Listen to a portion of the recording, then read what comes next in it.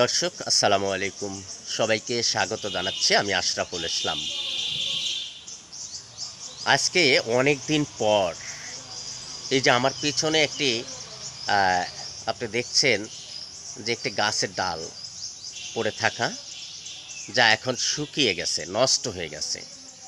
এই গাছের ডালটি বিগত সময়ে ঝড়ে পড়ে যায়। ঝড়ে পড়ে যাওয়ার পরে মাসের পর মাস এভাবে পড়ে থাকে একটি স্কুলে। অথচ সামান্য এই গাছের ডালটি অপসারণ করতে পারেনি এখন পর্যন্ত। এই ছোট একটি ঘটনায় যদি এই গাছের ডালটি সরানো সম্ভব না হয়, তাহলে বড় ধরনের ঘটনা হলে সেটি সরাতে বা সমাধান করতে কত সময় লাগবে এটি এ থেকেই বোঝা যাচ্ছে।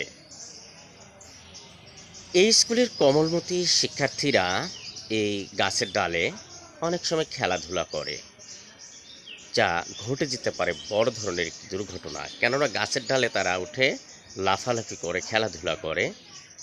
এটি একটি বিপদেরও লক্ষণ হতে পারে, বিপদে পড়তে পারে। অথচ এই গাছটি অপসারণ করতে পারেনি এখন পর্যন্ত। আমি বলছিলাম রংপুরের মিঠাপুকুর উপজেলার মহেশী নারী বেগম রোকেয়ার জন্মভূমিতে স্থাপিত এই একটি সরকারি প্রাথমিক বিদ্যালয়ের কথা। পায়রাবন্ধু বেগম রোকেয়া মেমোরিয়াল সরকারি প্রাথমিক বিদ্যালয়। এই বিদ্যালয়ের গেটেই এই একটি গাছ ছিল। সে গাছের দুটি ডাল ছিল, একটি ডাল ঝরে পড়ে যায়, সেই ডালটি এটা। আর এখানে একটি প্রাচীর ছিল, সেই প্রাচীরের উপরেই ডালটি পড়ে যায়। সেই প্রাচীরের এখন পর্যন্ত কোনো ধরনের ইটের যে চিহ্ন সেগুলো আর নেই, কারণ ডালটি পড়ে যাওয়ার পরে ইটের যে টুকরোগুলো ছিল সেটি কিন্তু ব্যাহাত হয়ে গেছে, মানুষের বাড়ি বাড়ি চলে গেছে। তাহলে একটি হচ্ছে গাছটি নষ্ট হয়ে গেল, অপরদিকে প্রাচীরের যে ইটগুলো ছিল সেটিও খোয়া গেল। তো লাভ কি হলো?